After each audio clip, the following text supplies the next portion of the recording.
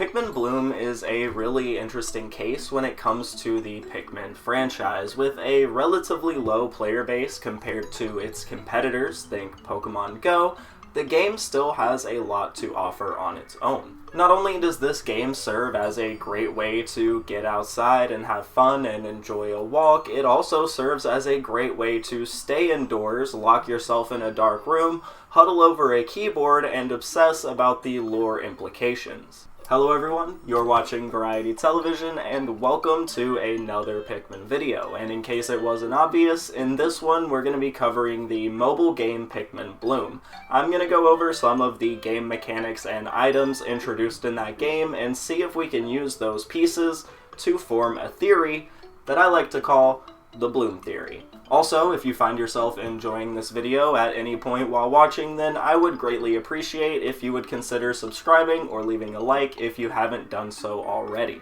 With introductions out of the way, let's start talking about today's topic with a brief overview of Pikmin Bloom. Just in case you haven't played Pikmin Bloom, the general gameplay revolves around the player collecting flower petals, taking walks, and planting as many flowers as they can. Using Pikmin, the player can collect flower petals of various types and colors, and once you have enough, you can take a walk with your flower petals active, and the corresponding flower type and color will be planted behind you as you go. You can also send your Pikmin off on expeditions, where they will go off on their own and eventually return with rewards, such as fruits or potentially even more Pikmin seedlings. The seedlings that you receive all come in corresponding color-coded flower pots, so if you get a red Pikmin seedling, it will always show up in a red flower pot. And these seedlings obviously can be grown with different Pikmin types, requiring different amounts of steps in order for them to fully grow up and become usable Pikmin. Sometimes you can also find these clusters of mushrooms scattered about the world, most often in places of interest, similar to how Pokemon Go's Pokestops and gyms work. These mushrooms come in a pretty big selection of colors, types, and elemental properties, which we'll touch on a little bit more later, but clearing them out often nets the player rewards such as fruits or nectar. Something in particular that I find really interesting about the fruits in Pikmin Bloom is that they are named after their real-life counterparts rather than the names we've come to know them by throughout the Pikmin franchise. You can also receive postcards from other players who were participating in the mushroom battle that you just completed. This, along with the fruit thing, isn't too important on its own, but keep both of them in mind later for the theory portion of this video. Something that is completely unique to Pikmin Bloom is the ability to customize your Pikmin. The Decor Pikmin that were just introduced to Pikmin 4 double as both Pikmin and collectibles, but they originally made their debut in Pikmin Bloom. But not only can you have adorably costumed Pikmin, you can also change the Pikmin's flower type and color. A standard Pikmin flower is a white Bacopa cabana. I think I said that right, but in Pikmin Bloom you have the ability to change the colors between white, blue, red, and yellow.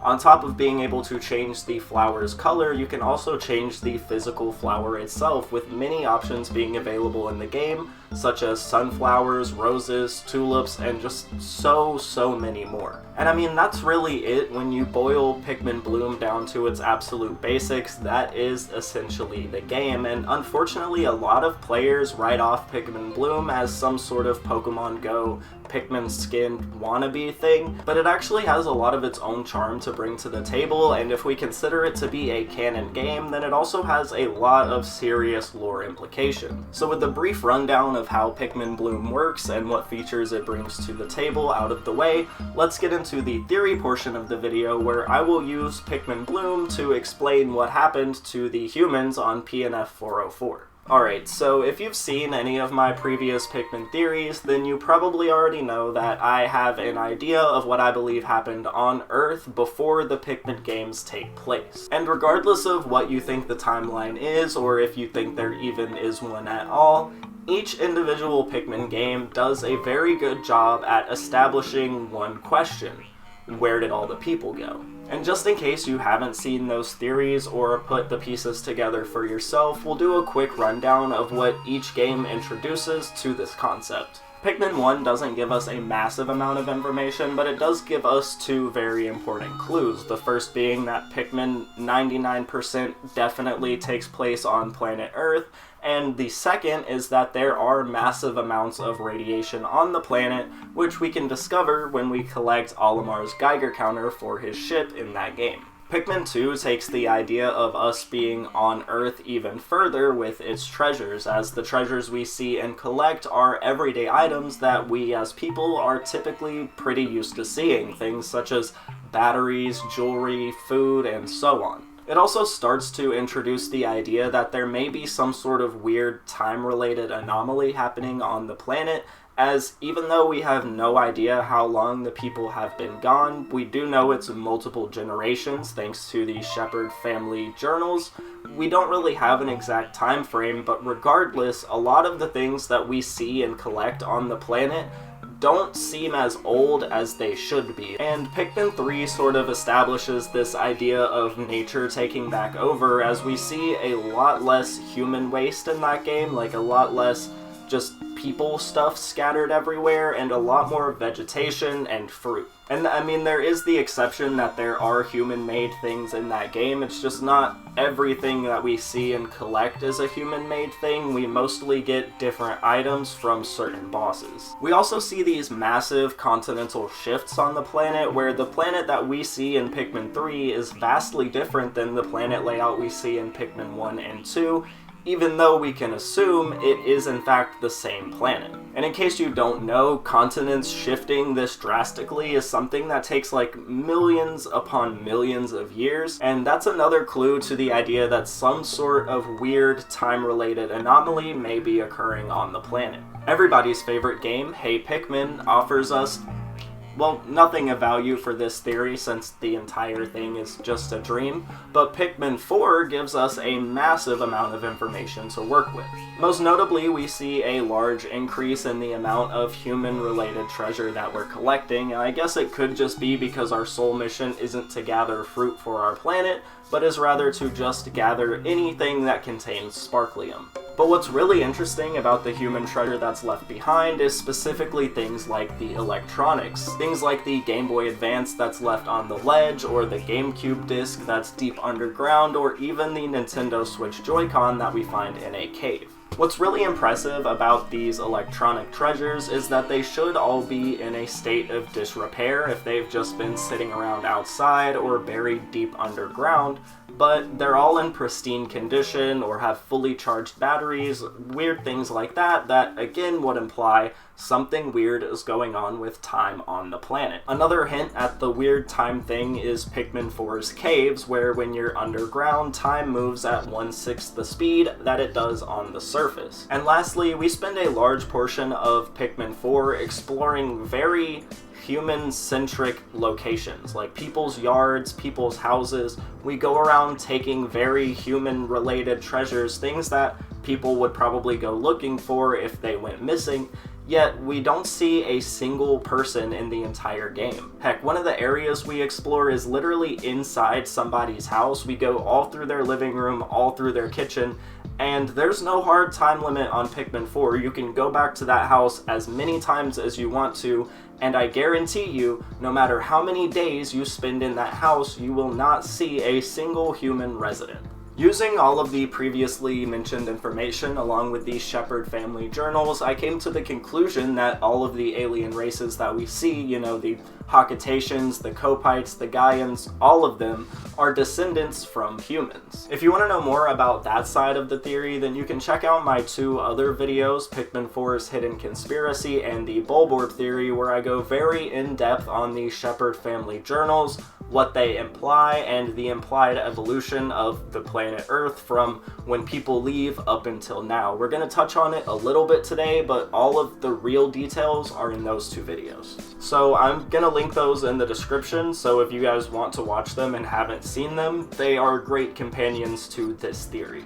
So assuming that Pikmin Bloom is a canon entry into the series, we have a lot to consider about what the game implies. Firstly, there are a lot of things in this game that I feel like all but confirms that Pikmin were created by humans when you put it alongside all of the stuff we've touched on in previous videos. At the very least, it definitely confirms that people and Pikmin existed on the planet at the same time and worked together. In my previous theories, I kinda came to the conclusion that the Pikmin were created when Earth became too dangerous for people to go outside and gather resources for themselves. They created the Pikmin to collect food, batteries, or anything else they might need so that they wouldn't have to go out and risk their lives. And while I definitely still believe that the Pikmin were used for this purpose, there are certain things in Pikmin Bloom that lead me to believe that maybe it wasn't their initial intended purpose. As for additional information that seems to imply that the Pikmin were created by people, we have the seedlings themselves. Each seedling, as I said before, arrives in a color-coded flower pot. A red Pikmin shows up in a red flower pot, but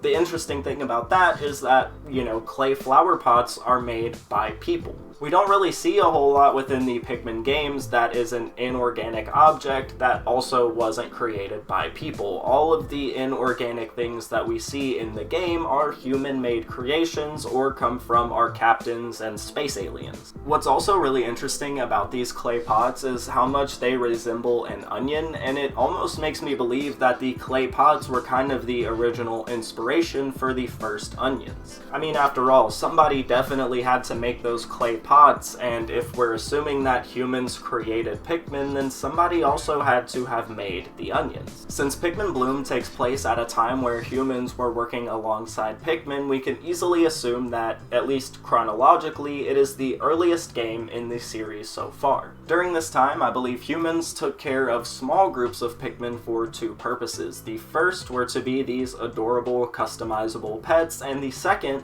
was to help protect the environment. And if you're not sure about the whole Pikmin being pets thing, just consider that in Pikmin Bloom you can individually name your Pikmin. Each Pikmin has an individual friendship meter where you can, bond with your Pikmin. You can dress them up in costumes, you can customize their flowers. It's 100% a customizable pet thing. It's also worth noting that this ability to customize your Pikmin completely disappears after the humans are gone, as Pikmin Bloom is the only game you can do this in, so it seems that those two things, Pikmin and Pikmin customization and humans, are intrinsically linked to some degree. The way you customize your Pikmin in Pikmin Bloom are through these various specialized nectars, none of which, by the way, make an appearance in any of the later Pikmin games set aside for regular nectar.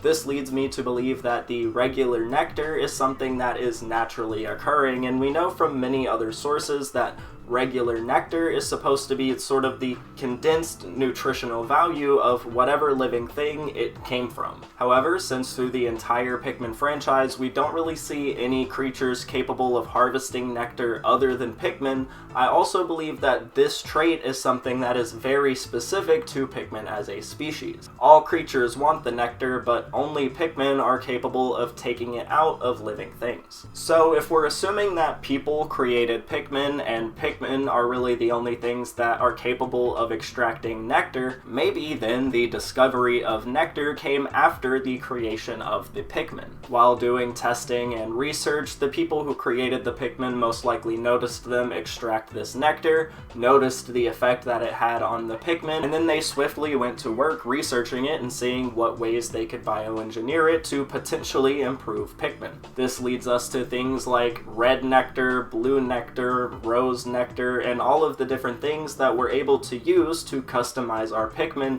in Pikmin Bloom. And those types of nectar, being human-made creation, also explains why they would disappear after the humans are gone, as there are no more people left on the planet to take regular nectar and modify it into blue nectar or tulip nectar or whatever. It's also worth noting that we know pellet posies are super condensed pellets of this nectar, and if we are working off the idea that Pikmin were created by humans in early stages, and humans maybe also eventually invented onions, then maybe humans also found a way to condense this nectar down into a pellet. I mean, they're already doing crazy stuff like fusing plant and animal genes to create these various living little creatures, so it's not that far out of the realm of possibility that they also created a new type of food source for those creatures as well. Again, working off the idea that Pikmin Bloom is the earliest entry in the franchise, we have to consider what our main two tasks in that game are.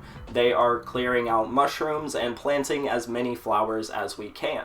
And since this is the earliest entry into the franchise so far, we also have to assume that these two tasks are probably what the Pikmin were originally created for. You play as a human in Pikmin Bloom, yourself actually. You create or import your Mii from your Nintendo account, and that is your avatar within the game. So we can use this to imply that the planet at this point is still very much habitable. Things haven't got so bad yet that all the humans were forced off of the planet. So we're at a point where things aren't quite bad enough to where, you know, we're at the point of Pikmin 1, but they're definitely at a point where the need for the creation of the Pikmin has already taken place. Like, things are already in a decline, and the Pikmin were invented to help combat that decline. And since the main thing that's going on in Pikmin Bloom is that we're planting as many flowers as possible, this leads me to believe that this specific decline, the thing that eventually leads to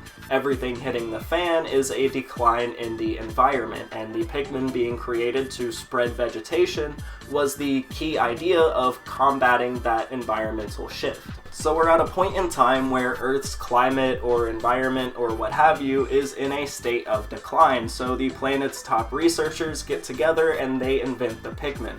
The Pikmin serve two purposes at this point in time. The first is to be these adorable, customizable creatures that people will actually want to keep because, you know, they're cute and they're helpful. The second part would be to spread vegetation as they go and hopefully create some sort of protective barrier to either slow or completely stop the declining environmental state. Just for like a little bit of extra added crazy, I think the caves that we explore in Pikmin 4 are these laboratories where people researched, tested, and created Pikmin. I mean, if we're really thinking about it, what makes more sense between a secret underground lab or a underground aquarium just for fun? And honestly, these caves being underground research facilities begins to explain all the types that we see. We have these aquarium slash lab areas, you know, where it seems like these view tanks were set up. We can see multiple tanks in the background, informational pamphlets, and I don't believe that it's just some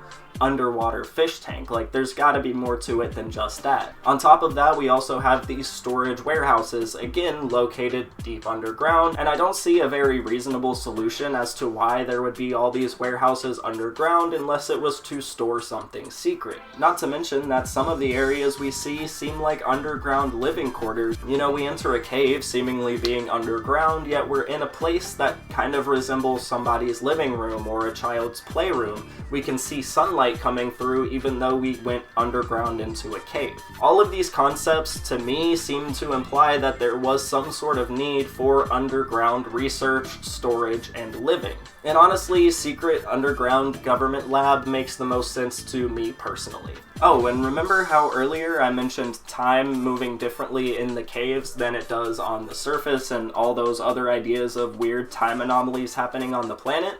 Maybe these researchers were very aware of this fact and used it to their advantage. I mean, if you think about it, if they're down in the caves in their little underground research lab, and they're doing research or testing Pikmin or things like that for an hour, only 10 minutes have passed on the surface, and this gives them ample time to search for solutions and work through a lot of options that they might not would have if they were conducting the same research on the surface. So the environment starts to decline a little. Science's answer to that was create the Pikmin, use the Pikmin to spread vegetation, hopefully reclaim the environment.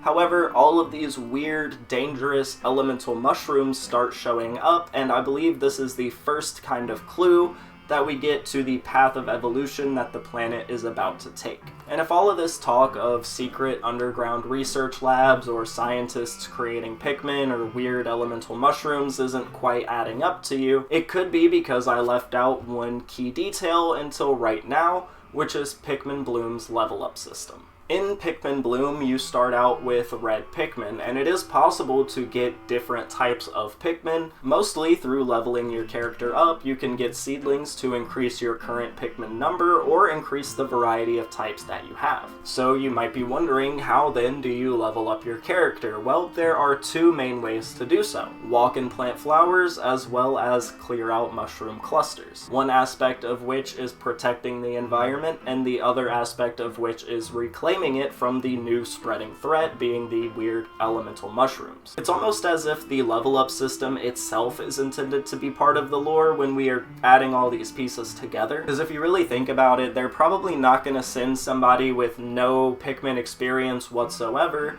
to go deal with a dangerous poisonous mushroom and, give them whatever Pikmin and not explain how things work. They can start by giving people very small amounts of the most basic Pikmin type, the red ones. When you first start the game, really the only mushroom battles you can do are against the basic mushrooms, which can be defeated with any Pikmin type and pose no elemental threat whatsoever. So you level up your character by clearing out these mushrooms, planting many flowers, and proving that you can handle the Pikmin that you have before you eventually level up and are gifted Pikmin of various types and increased numbers. It's almost more comparable to a system of climbing the ranks and proving your worth than it is a standard level up system, but I fully believe that this is also part of the lore that the game is giving us. Maybe these scientists didn't directly assign levels to people and their Pikmin, but it could have been a way that they could keep track of who was the most capable of using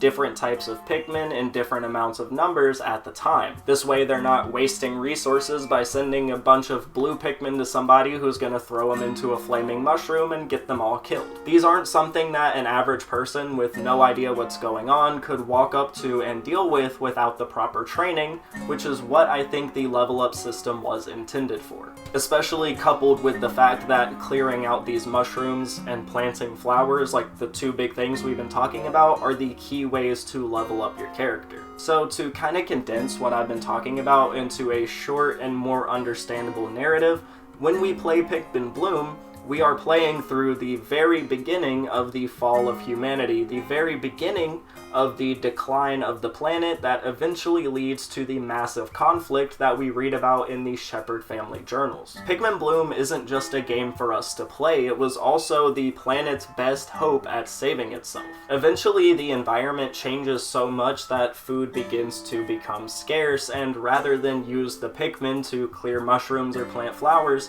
people are now needing to use Pikmin to scavenge for food or resources, something that becomes decreasingly available over time. We also know that a drastically changing environment would lead to some pretty adverse effects, and eventually going outside became a dangerous or life-threatening thing to the humans. It's at this state that the planet eventually reaches that I believe initiated the creation of the first set of onions. Because they are living things, they are still biological creatures, I think some amount of evolution happened and they sort of become more what we see them as in the Pikmin games. I do believe that onions were created to give people a way to propagate more Pikmin in their home, rather than receiving seedlings as a reward for mushrooms, because at this point people are really relying on the Pikmin for survival. Without really getting into the weeds of why I think people created Pikmin, because again I have theory videos covering that, it's important to remember that as soon as we're introduced to Pikmin, they have an innate sense of what to collect for their own onion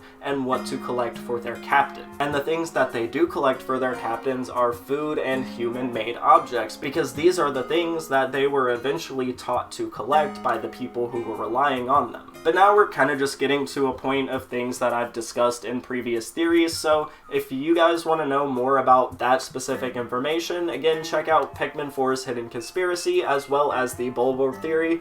Both of them are linked in the description. But also, if the idea of like a timeline of the humans video sounds appealing to you, leave that in the comments, where I could actually go through and give all of the points of evidence and show exactly what happens and why I think what I think, all in one long form video, kind of combining these three theories together into one thing. So if that's something that seems like it would be interesting to you, like you want to hear more theories about it or learn more about what I think, leave it in the comments and maybe that's a video I could do in the future. But that's really all I have for the bloom theory, so if there's anything that you all would like to add or discuss, definitely drop that in the comments as well, as I do actually do my best to read and respond to all of them. Thank you all so much for taking the time to watch this video. I always appreciate it so much. And again, consider subscribing or liking if you made it to this point of the video and haven't done so already, as there will be more Pikmin content in the future. But as I said, that's really all I've got for this one, so I'll see you all next Saturday when the next video comes out. Alright, bye.